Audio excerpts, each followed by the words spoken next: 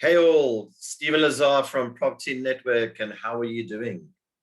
Hey, today I want to share something with you, updates in the SDA property space. And the reason I want to reach out to you is to see if I can share and offer you an understanding with you, because we're getting a lot of inquiry on NDR's property that has a lot of emotion attached to the investment because of the greed factor, because potentially there's so much income involved, unlike any other investment, and your risk is mitigated so that your yields can be significant at a lower risk.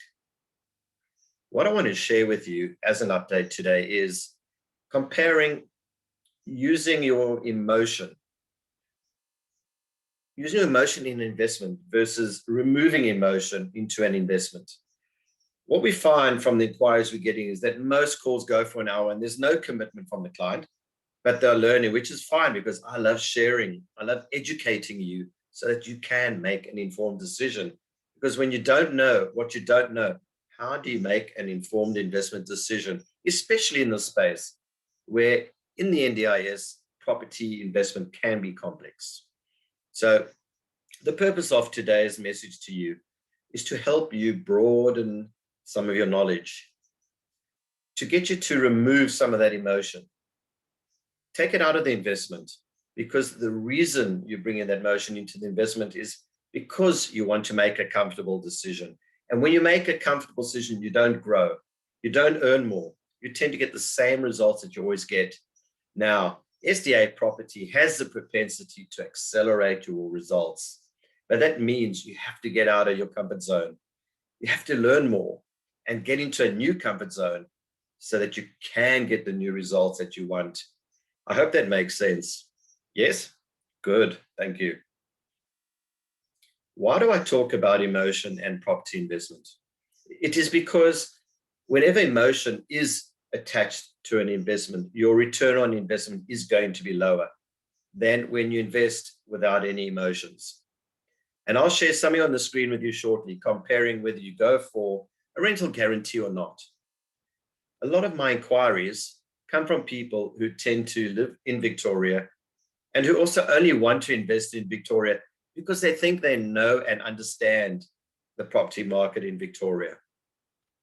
But if you're investing at, say, a 30% deposit, and that amount could be $150,000, and that 150 is working for you at a 14% return or a 7% return, for the same risk, for the same period of time, where would you rather have your money working hard for you? Where would you rather have that $150,000 working for you? Somewhere where you can feel and you can touch and say, darling, look at that, it's ours, and you're getting only a 7% yield because you can drive past it. And that's where emotion is, and that's where you reduce the return on your investment. Or would you rather do your research, learn more about the investment, the area, and match the investment vehicle to the goals that you do want to achieve in life? Yes? Cool. So what I want to share with you is why you should avoid getting a rental guarantee on an SDA property. Yes? Fair enough? Cool. Let's see. Sharing my screen with you, and this is a typical example of what's happening in Victoria now and similar in New South Wales. So here we go. We did some numbers for a client the other day who's pretty adamant about wanting to invest in Victoria because that's where he lives. And I said to him, yes, fine. If that's what you want, I'll give you the person who's doing it. Contact them directly, because you can't get over yourself and the emotion.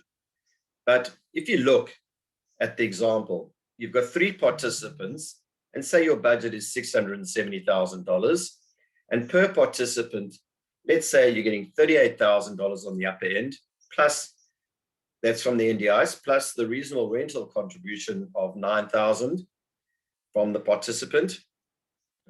3 times that is $141,000. We agree? Over 10 years, over 7 years, that's $1 million, by the way.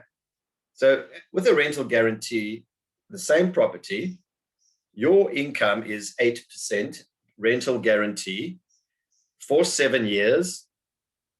That's 8% of the value of the property, which is only $53,600. You'll not get any CPI rental increases. They will keep that. And the rental guarantee, as I said, is only there for 7 years, giving you $375,000, $200. So my question to the client is, and to you is, who's guaranteeing the guarantor? What happens if the company who's offering you the guarantee closes their doors? There are no SDA rental managers in Victoria, none that return our phone calls or our emails. And we've been doing this for 11 months. None that don't offer you a rental guarantee either. And you'll see why. But if this company does close its doors, you're sitting with a damn expensive paperweight. So let's further look at the numbers now for you. Your $375,000 over 7 years is nothing to sneeze at. But what does the person who's providing you the guarantee, what do they get out of it? And you've taken on all the risk. They're getting $87,400 of your income. You're getting $53,000. And over 7 years, including 1.5% CPI, by way of example, they're getting $657,000 and you're getting $375,000. That's less than 50%. Wow. So let's compare. With a guarantee, you're getting $375,000 and no CPI over 7 years. However, keep in mind, SDA property is risk mitigated. And it is a 20-year program by federal government, guaranteed 20-year program. As long as you've got a participant in the house, you will get your income.